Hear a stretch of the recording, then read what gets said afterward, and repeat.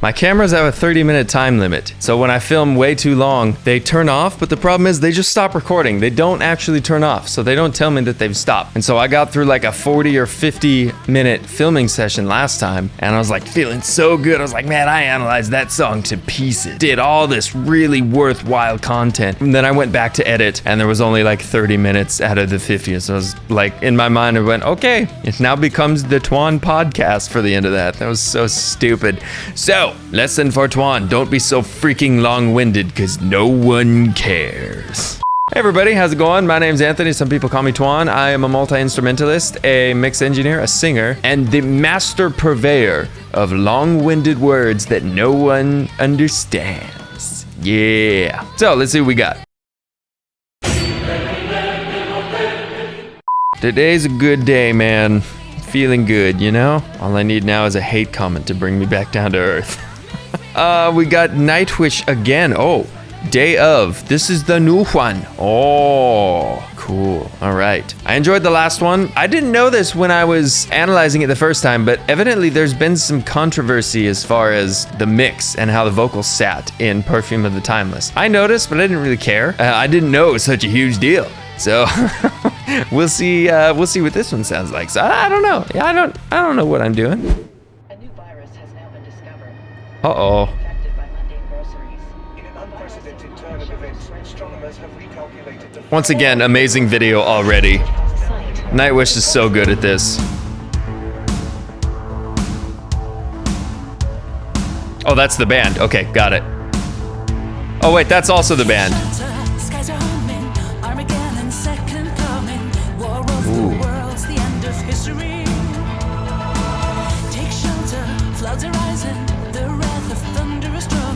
Listen to that synth bubbler.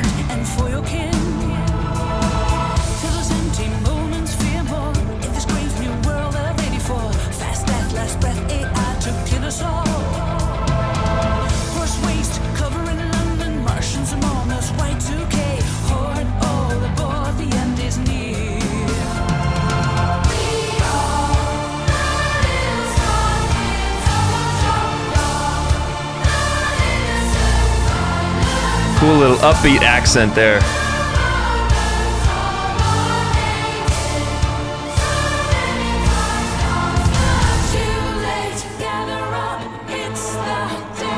There's the Nightwish.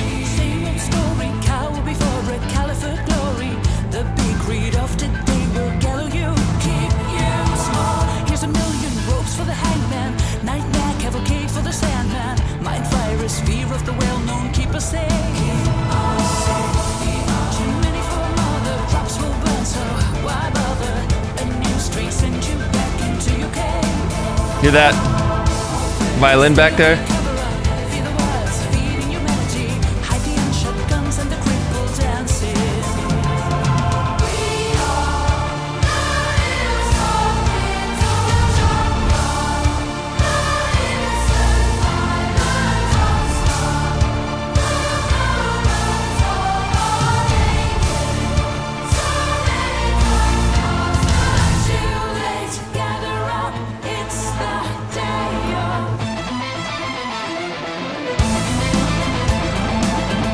Ah, nice riff.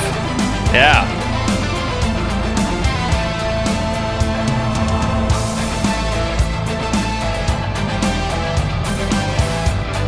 This is sick. I love this.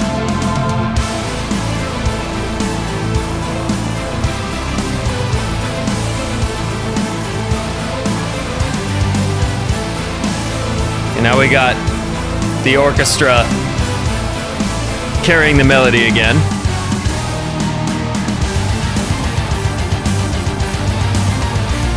Key change. Very nice.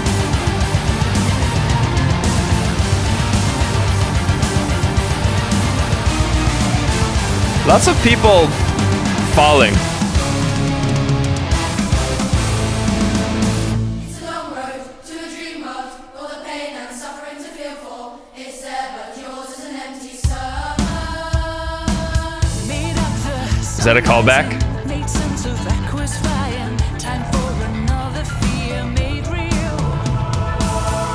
need to feel trapped or a lustful, never-ending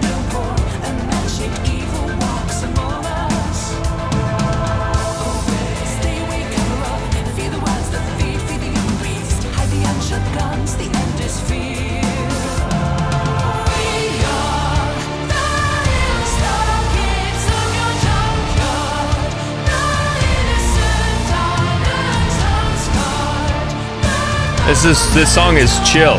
That's what I'm noticing. For the most part.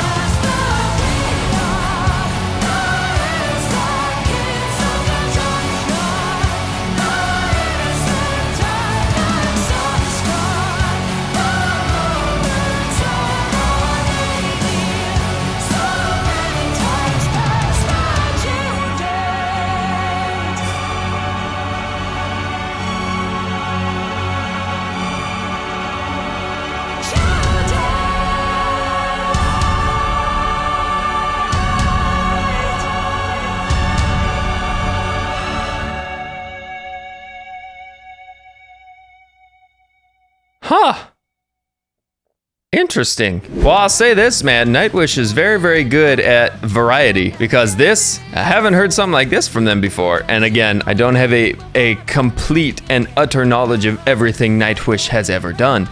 But from what I have heard, this is different, which is very, very cool. First thing I wanna mention here is I heard from, I believe it was Trey Xavier from Gear Gods. He calls that beat the Finnish stomp because a lot of people do that.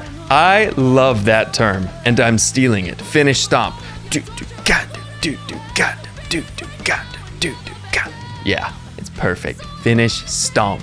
That was 90% of this song, and there is nothing wrong with the Finnish stomp, let me tell you, because it just makes you do this, man. Every time you hear it, you're like, oh yeah. So it's perfect. So this was interesting. The orchestra in the verses didn't take as huge of a role as, you know, you normally get in lots of the Nightwish songs. But again, it is a verse. Things tend to back up in verses. And then of course, in the chorus, you know, everything came forward again. In the verses, I was hearing this really cool synth bubbler kind of deal.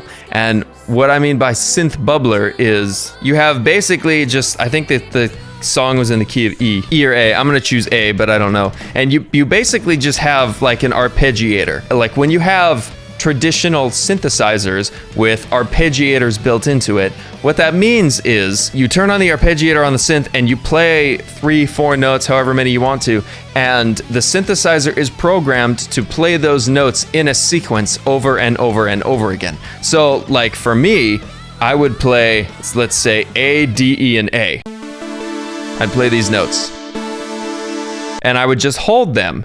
But then what the synthesizer would do is it would play these over and over again, and it would sound like this.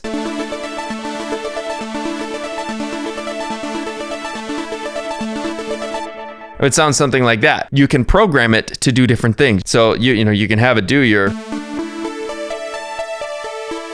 nice slow up and down. You can have it go a little faster. Do whatever you want it to, or you can have it do like this.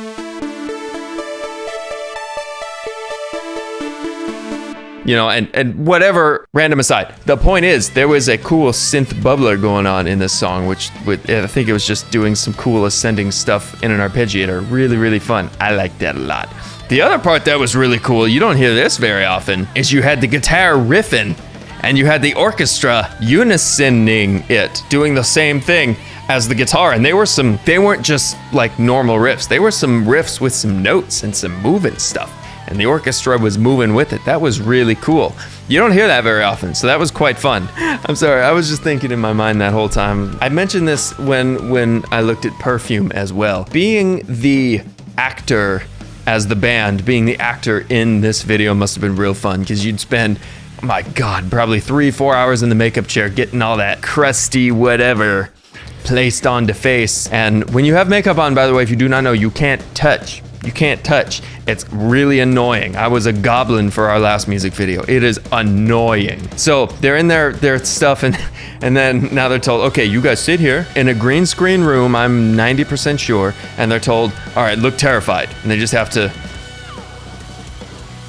as there's a camera like right in their face, like moving around, they're like, okay, now more, look like your face is melting off. You know, make it not look stupid. Then they're like, okay, you're done. Now come lay on this green table. And you lay on like a box that suspends you in the air, and you go, okay, now flail. And you just have to like, and then boom, there's the guys falling through the air, and there's the guys getting their brains melted by the screen.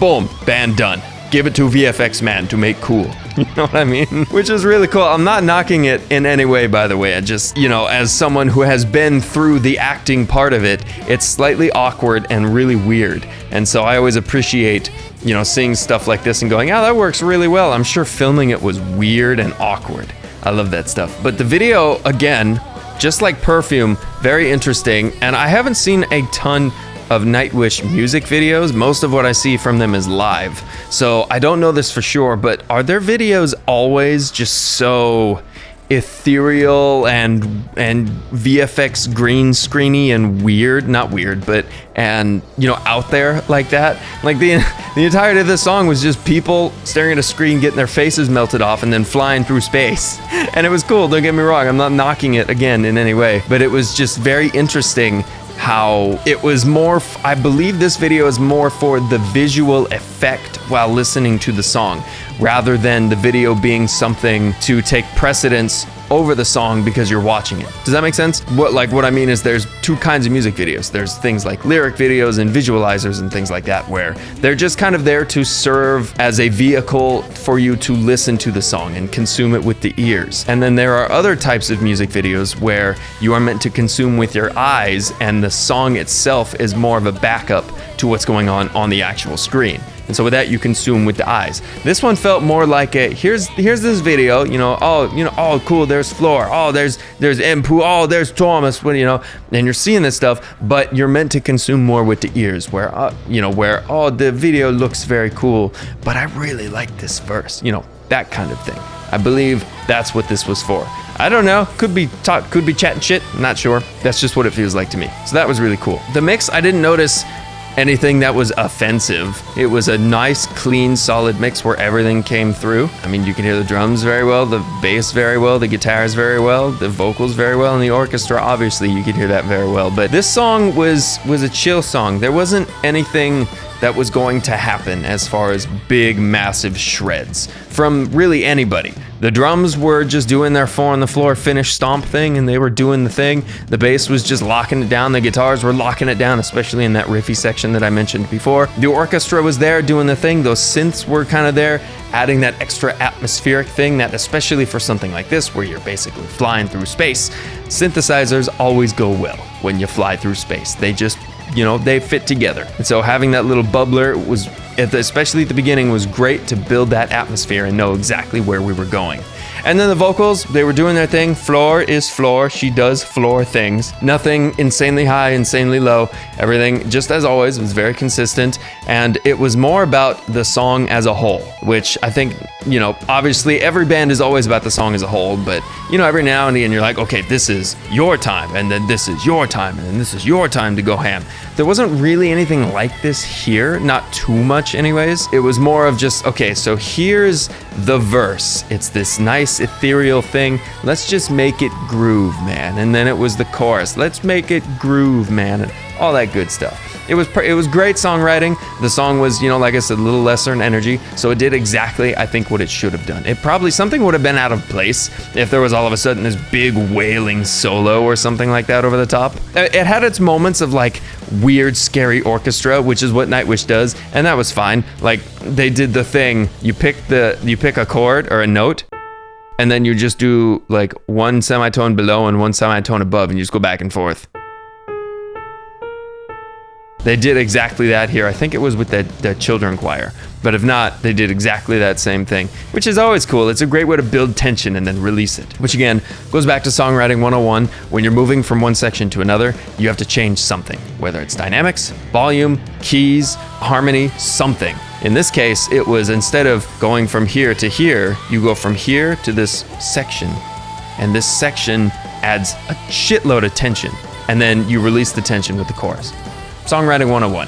Amazing. Very good. Yeah, I mean, it's freaking Tuomas Jalapeno. Can't go wrong. Cool. Thanks, everybody, for sticking around to the end of the video. I hope you enjoyed it. And as always, I hope I put some respect on the song that I analyzed, because I have nothing but respect for everything that comes through here. And all I can do is hope to one day be as good as these guys. That was awesome. If you like what I do now, for whatever reason, I sing in 2 bands, play guitar in a 3rd. All the info's in the description below if you want to check any of that out. On this channel, along with these way too in-depth up the butthole analysis videos, I also do one-man band covers, where I'll sit here and play the drums, the bass, the guitar, the vocals, the keyboards, and I'll mix and master and shoot the video by myself, all in this room, because I have no friends. If you're interested in seeing that, that's always, you know, kind of a fun way to challenge myself musically and see what happens. Either way, again, you made it to the end. I appreciate you. Now, just go on and get out. Get out.